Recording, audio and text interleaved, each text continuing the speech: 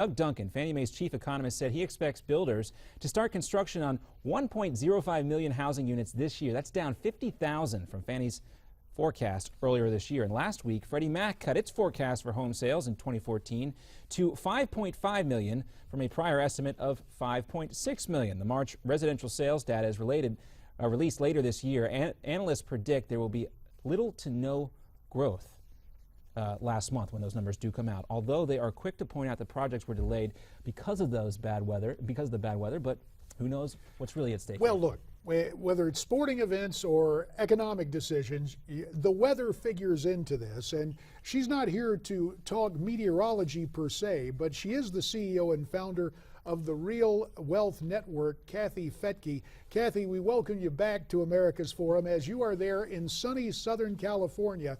You heard what Fannie and Freddie are saying about what appears to be a downturn or slowing in terms of construction. Do you agree with that? What do you see happening to the housing market for the rest of 2014? It really was one of the coldest winters we've had across the country, and it's real tough to get anyone out to look for homes or buy homes or build homes.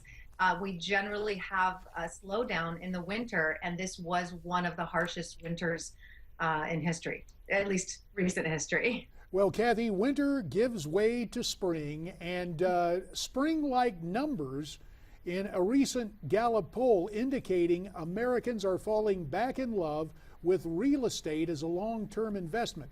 Currently, that figure stands at about 30% in terms of being a sound investment beyond gold and stocks and mutual funds and savings accounts and bonds. Do you see the number of people who are real estate investors increasing, and what implications does that have for affordable housing?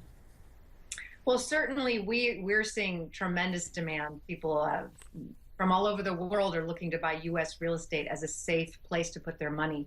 We have a lot of investors from China calling in and saying, I'll take it as is, $1 million and up for California real estate, because they do feel it's a safe place for their money.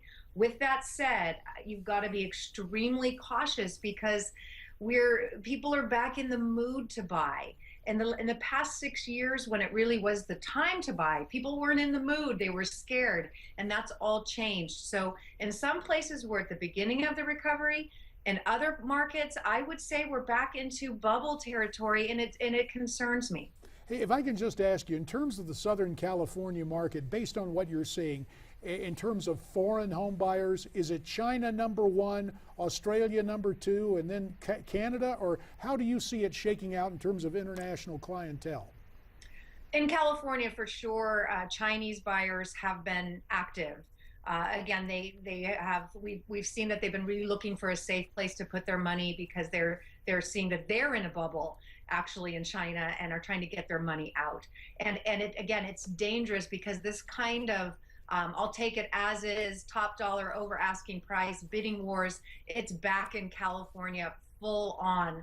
We just saw people make an offer on a tear down. Literally, the foundation was completely rotted, the home was rotted, and the buyers came in as is, all cash. Wow. Well, speaking of home prices, the S&P Case-Shiller home price indices over the last quarter century plus 1 year, over the past 26 years, you can clearly see that recent upturn in prices.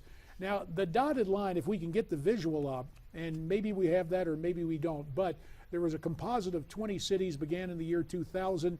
We don't have the video, but what we're saying is, and there it is right now, the home prices suddenly increasing. I guess the question has to do with this. If we're looking at some are concerned, Kathy, the cycles of boom and bust in real estate. Will we see this punctuated yet again by another real estate bubble in the United States?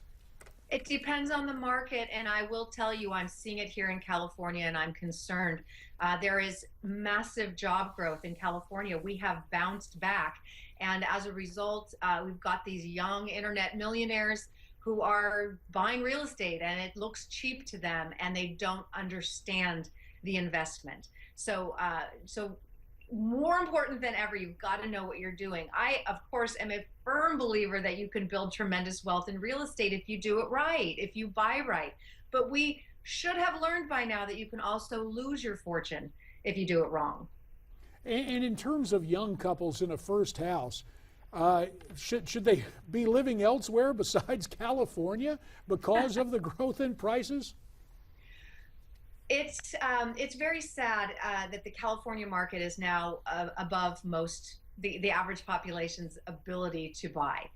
There are still pockets in California, Modesto, Stockton, where you can get in, but the average person is back to renting in most parts of California. A lot of foreign money is coming in, and like I said, a lot of internet money, and who knows if that's a bubble or not. My concern, again, is that a lot of those internet companies are moving, and so you got to follow the jobs. The three things I look for when looking at real estate as an investment is, first of all, jobs. What's the job market like? Second, population growth. They go together. But third, and this is the piece that people don't see, is the affordability levels.